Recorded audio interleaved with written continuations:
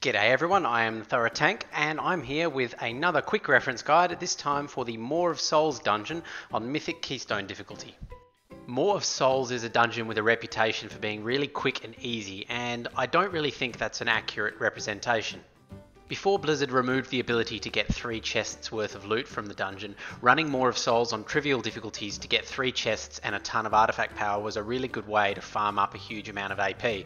However, it's given people a skewed idea of the difficulty of this dungeon. When you do it on a key that is not trivial, the mechanics are actually really punishing, and it doesn't really matter whether you're on Fortified or Tyrannical, the mechanics can really mess you up either way. This guide is designed to give you the confidence to know which things you need to worry about, the trash mobs you can pull and which ones you can skip, and just in general to give you a really confident idea of how to tank this dungeon for a group of strangers. On with the show! Start off with this first pull by grabbing the 2 mobs at the start and grabbing a few birds from up near the bridge, tanking them all together near the edge of the bridge. The mobs to watch out for in this pack is the enslaved Shieldmaiden from a tank damage point of view. She puts an armoured debuff on you as well as a healing absorb debuff. The healing absorb is not too much of a big deal, the healer will probably get rid of it almost instantly, but the armour debuff can be pretty dangerous. Keep a close eye on the bridge while you're fighting this pack. You don't want to get surprised by the Soul Keeper who's patrolling across. Make sure you pick him up quickly as possible so that he doesn't kill anyone in your group. The most dangerous ability the Soul Keepers have is called Defiant Strike. They'll pick a direction and walk towards it, cleaving 3 times in front of them and then doing an AoE smash around them. The final hit can hit behind them, so be careful not to be too close. Second ability is called Blackwater Blast. It's just a random delayed frost explosion on a member of the group. They just need to make sure that they move that circle away from anybody else. If it's on you, just make sure you move it away. Up next across the bridge you've got 2 of the Sea-Cursed Slavers. These mobs you need to be careful of where they're facing as they do an ability called Fracture, which is a physical damage ability that travels out in a cone away from them. They also do an ability called Barbed Spear, which hits everything around them for a substantial amount of damage and leaves a dot on them. Again, this isn't something you really need to worry about, but your DPS are going to have to be careful, so if you do have any stuns, this is a good time to use them. The last mob in this pack is the Sea-Cursed Slave. Just make sure you interrupt the Fire Blast and move out of the little orange circles that they leave on the ground. This pack is a tricky one. All of the mechanics in the previous pulls are combined into one single pull. Make sure you don't get hit by the Defiant Strike from the Soul Keeper. Make sure that you don't overlap your Blackwater Blast onto anybody else, and keep the mobs moving out of the swirling muck that gets dropped by the Slavers. Largely in this pool you're relying on your DPS to not die too much, and you should be able to get through it just fine as long as that doesn't happen. Immoron's a pretty one-dimensional boss. His only real dangerous ability is called Dark Slash. Does a huge amount of shadow damage to a tank, and if you're unprepared and don't have cooldowns ready to deal with this, on high keys or tyrannical affixes, it can actually just one-shot you. The name of the game for dealing with this ability is spreading your cooldowns out throughout the fight to make sure you have one active for every single cast of the ability. Most tank classes can do this, but if you mismanage your cooldowns and panic and use too many of them for one ability, you'll run out and then you'll have to take some unprotected ones. If you're in communication with your healer, don't be afraid to ask for their external cooldowns. If they're ready for it, you'll find it's a lot easier to deal with, and you can even let them know when you're going to be hit hard by the next one. When he casts Screams of the Dead, signified by a large circle around him, just run away until the cast finishes or you'll get feared. If you do get feared, it can be dispelled, so it's not necessarily the worst thing in the world. When he casts Arise Fallen, he'll summon skeletons from each of the small purple puddles that have been spinning around during the fight. You'll need to pick these up as quickly as possible as they do melee reasonably hard. The thing to keep in mind though is that while you're taking damage from the skeletons, the rest of the abilities all continue. So make sure you don't forget about your cooldown rotation for Dark Slash while you're running around picking these skeletons up. Apart from that though, they don't really do too much and they can be AoE down relatively quickly. In the boat, once you're out of the cage, grab the 2 mobs that are directly in front of you. The 2 main things you want to watch out for on this pack is the Soul Siphon. You want to interrupt that as soon as possible, and also keep an eye out for the barrels that they throw. You can tell that they're about to use it because it's a cast, and you'll see a barrel rolling along the ground. Just don't get hit by it. It does a really big chunk of damage, and you want to make sure to move out of the way as soon as possible. You can see the barrel rolling off here to the side. Once they're both dead, head through the door and turn to the right, pulling the pack of 3 off to the right. In this pack, you're going to want to stay out of the way of the Soul Keeper's Defiant Strike, just like the ones up the top. You're going to want to interrupt Torrent of Souls on the Mistmender. When the Sea-Cursed Swiftblade turns into a ghost, You're going to want to make sure that you don't stand anywhere near him. He'll do a deceptive strike in a small radius around where he's standing when he's turned into the ghost form. It'll do a big chunk of damage. After that, once he's done that ability, he'll gain a bonus to dodge for a short amount of time, so don't try to do any significant damage to him during that. The next pack through the door and to the left is 2 more of the Sea Curse Swiftblades. Deal with them the same way. When they both turn into ghosts, make sure you move away from them. Don't get hit by it. Heading around the corner here, getting ready to pull this pack of dogs, you're going to want to make sure to look out for the patrolling mob, the Nightwatch Mariner. If he's in the way next to the dogs, you probably don't want to pull him with them, as it'll be a lot of group damage.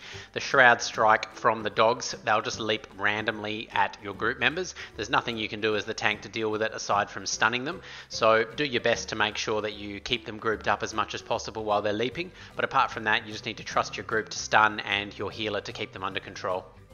The Patrolling Mariner is another mob where you really have to trust your group and your healer. There's not much you can do to help them out as the tank unless you're a Blood Death Knight with your Leech Aura.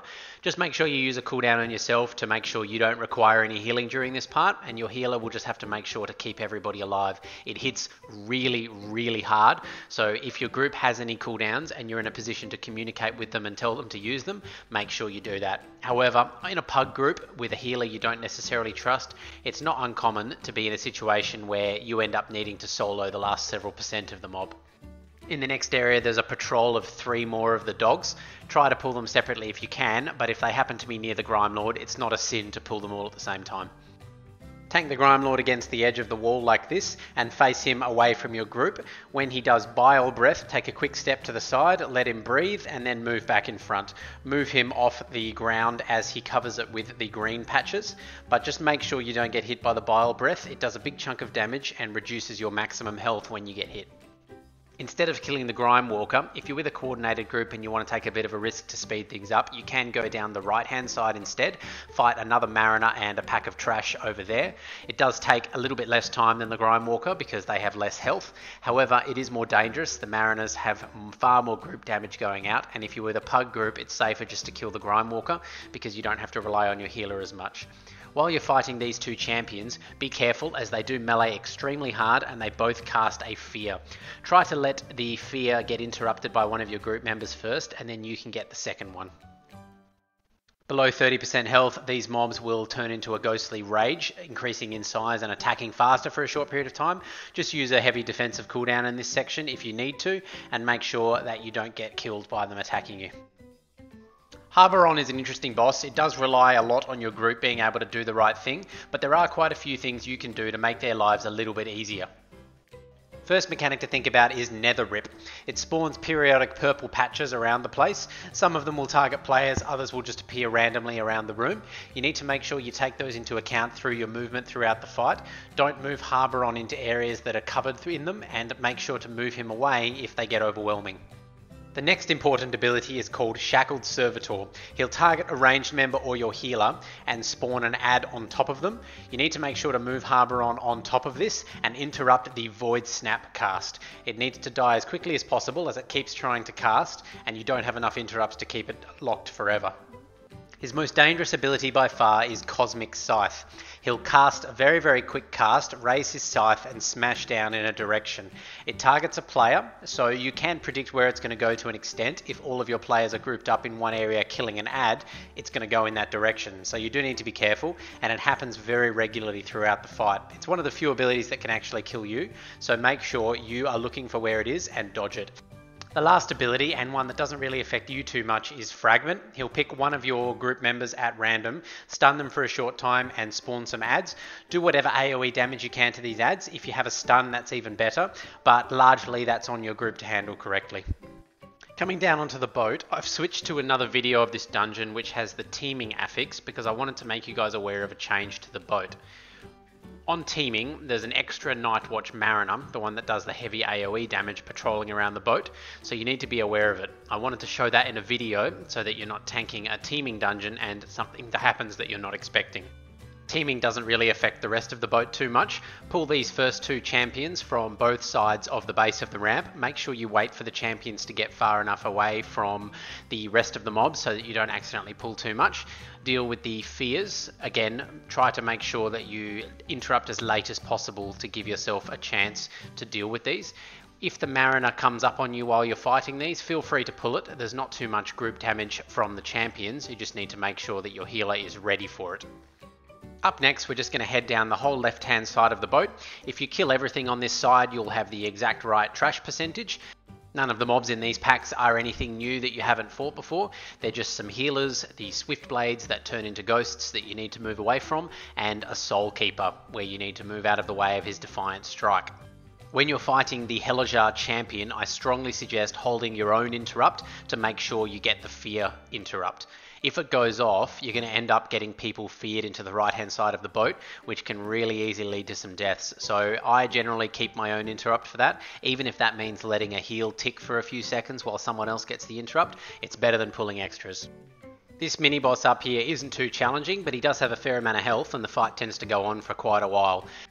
Remember, while you're fighting him, there's trash behind you that you haven't killed, and you're going to want to make sure you encourage your group to stay as far away as that as possible. So tank him towards the mist barrier on the left-hand side of this area, and that'll encourage your group to stay as far away from that trash as possible. During the fight on this guy, adds will jump up 2 at a time. You'll need to tank them. And he'll also use an ability called Debilitating Shout, which will deal a significant chunk of damage and reduce healing received if it goes off. So make sure you save your own interrupt to try to get that whenever possible. He'll also periodically use an ability called Give No Quarter. He'll pick a member of your group and target them, teleport to them and do a large AoE amount of damage. On high fortified keys, this can easily one-shot. So generally I recommend people wear Pridaz if they have it, or use defensive cooldowns for this. Once you've killed him, you can just jump straight down onto the next section of the ship. Once the barrier opens, you don't need to kill the last mobs. They'll drop combat after a few moments. Helliar's a pretty simple fight, all things considered, for tanks. You really only have a couple of things you need to watch out for, but they can be pretty dangerous. Throughout both phases of this fight, you can be targeted by Taint of the Sea. If you get it, wait for the healer to dispel you or for the debuff to expire, and then move out of the green circle left behind. If the healer doesn't dispel you, make sure you use a magic reduction cooldown to reduce the damage you're taking. Pick up the Destructor Tentacles as soon as they spawn, and use your defensive cooldowns for the Rapid Rupture ability they do, which leaves a bleed on you. Every 20 seconds in this first phase, she'll use an ability called Blackwater Barrage. She'll lift up one of her hands and it'll glow with mist. You need to identify which hand it is and move to the opposite side so that you don't get hit by the large barrage of seawater that smashes down the ship. After 6 tentacles go down, the second phase will begin, which is when Helliar emerges to fight you directly. She's a stationary boss, so make sure you get in melee range as quickly as possible so that your melee DPS don't get hit. Continue to watch out for the Taint of the Sea debuff and the green circles that are caused that you need to move out of. Look for which way she's facing during her Corrupted Bellow Purple Breath attack and make sure that you don't get hit by it. And lastly, make sure you use your interrupt to help your group out with interrupting the Torrent ability. After a while in this phase, she'll submerge underwater and you'll need to make sure you don't get hit by any of the tentacles that pop out during this phase. Apart from that, there's nothing to really worry about, and on lower keys you probably won't even get to this phase. You'll probably kill her before she goes under. One last important note, the front of the ship is an invisible wall. You can't fall off, so don't be afraid to run very close to it if you need to avoid mechanics. That's all there is to Helliar, and that's all there is to Maw of Souls. As I mentioned, it's a short dungeon, but it's not as easy as everyone likes to think it is. The reputation it has is skewed by a long history of people farming artifact power on an easy key level. Make sure that you give the mechanics the respect they deserve, and you'll do fine. And that's another quick reference guide from the Thorough Tank. Throw a comment on the video below if you think I've missed anything, and otherwise I will see you next time.